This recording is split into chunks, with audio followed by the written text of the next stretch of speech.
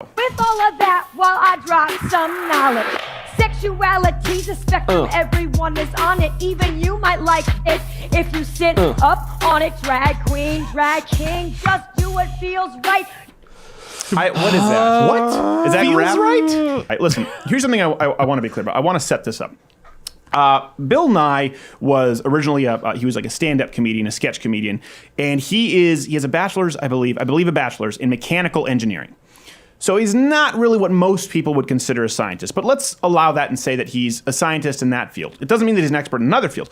My issue here with Bill Nye is almost a walking appeal to authority fallacy, in the sense that I don't think you need to be a scientist to criticize a scientist's ideas or to come up with some kind of a scientific discovery. You just need to be using the scientific method. I get that. So I don't want to just try and discredit Bill Nye because he claims he's the science guy. The issue I have is that Bill Nye is the first guy to tell everybody else that they have no right to debate or be skeptical because he's a scientist and all the scientists agree with him. I'm just trying to get my head around it. Maybe you can tell me. It seems as though the show had absolutely nothing to do with science. Let's cycle through some of his examples. First off, he had a panel of people on there who were gender enthusiasts. It doesn't necessarily seem peer-reviewed, which, again, doesn't always have to be, but Bill Nye acts as though it always has to be with his detractors. They let in with this ice cream video. Let's see this. There are lots of flavors to sexuality. Oh, this again? Come on. Now, I've spoken to some of you about my theories on the nature of being ice cream. Which have no basis in science? It's the science of feelings. And as vanilla, I feel that I am the most natural of the ice creams, and therefore the rest of you should just go ahead and also be vanilla. No one can make you stop being strawberry. You're strawberry. Hold me, salted caramel. Everyone should pretend to be vanilla until they no longer have the urge not to be vanilla.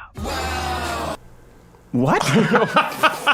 We had Dennis Prager on last week who said, I truly believe that the left is more about feelings and the right is more about facts, about using logic. We've talked about the Socratic method. Now, I know the left, but here's what the left does. They just accuse the right of being anti-science, right? And what do they mean? They mean anyone who's critical of our brand of science. We believe that the EPA can fix man-made climate change. Well, hold on a second. I'm not sure if we want to. You are a science denier.